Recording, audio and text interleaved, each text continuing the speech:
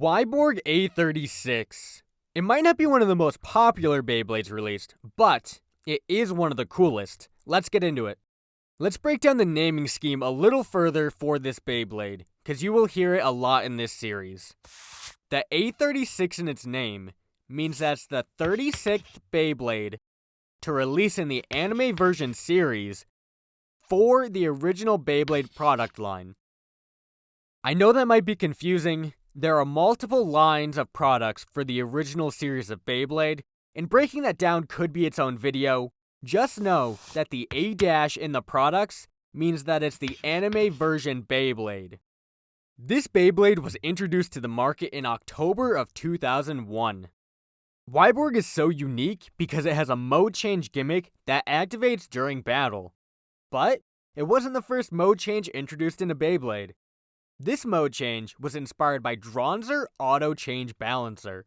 Once again, that Beyblade will get its own video to avoid these from being 30-minute videos. As you can see, there's a lot of connection and inspiration through the whole series of Beyblade. We're introduced to Wyborg in episode 42 of the Beyblade anime. The Bladebreaker team is in Moscow, Russia for a tournament.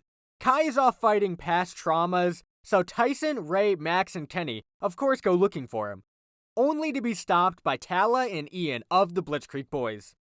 Tyson and Ian end up battling for a bit, but it was just a distraction, and Ian calls off the battle before it's able to be finished. Sadly, we don't see much of Ian or Wyborg in the anime. In the later season, he gets brushed off, and we don't see him after this season of Beyblade. That's enough backstory. Let's get in the stadium and recreate the anime battle between Wyborg and Dragoon F while I tell you some facts about Wyborg. Let's go over Wyborg's gimmick before the battle. As you can see here, he has a sharp tip.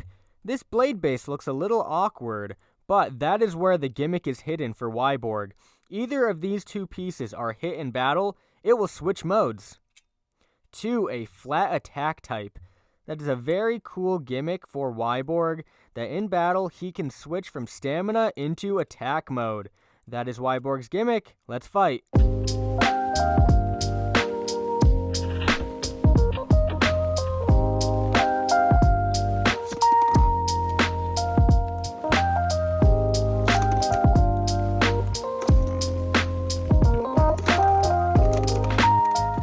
Wyborg only received 2 recolors after its original release, due to it not being a massive part of the series. The purple one you're seeing now is the stock colorway. It comes with a black version that you saw earlier, and a blue version. I'm tempted to get that blue one just to have all 3.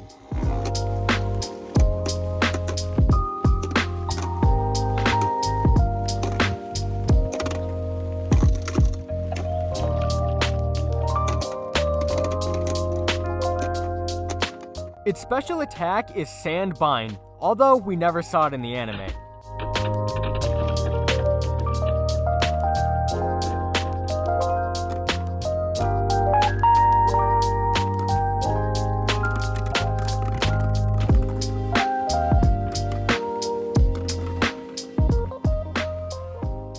Let's take a look at each part for Wyborg, starting with the bit chip. We have Wyborg. Very nice contrast for this bit chip. I like the dragon motif once again. Very nice colors. Let's get it weighed. 0.77 grams for the bit chip. For the attack ring, we have Double Snake. I like these colors that they chose to put on Wyborg. And if we flip it over, you see a nice outline of the mold. Very clean mold, and you can really see the details they put into this layer.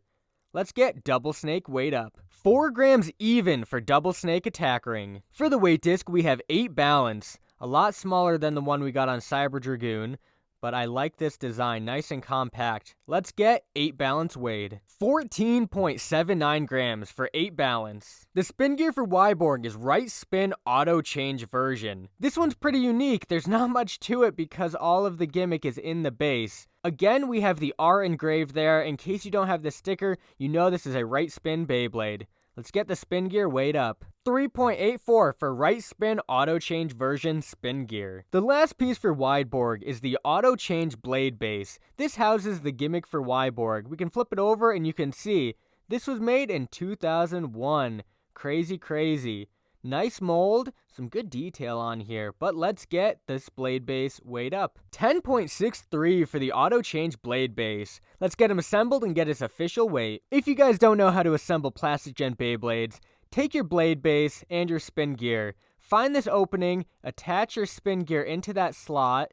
It will slide in place, and then you have 2 pins that hold the spin gear in place. Push those in, and now your spin gear is fused to your base. Next, you take your weight disc, set it on these 2 prongs here, and your weight disc is a very simple portion. Attaching your attack ring to your blade base is pretty simple. There are 2 outlines here that match up with the grooves on your spin gear. You match those up and you turn it the opposite way of your spin gear. That is your attack ring, and you can't forget the most important part of your Beyblade, your bit chip.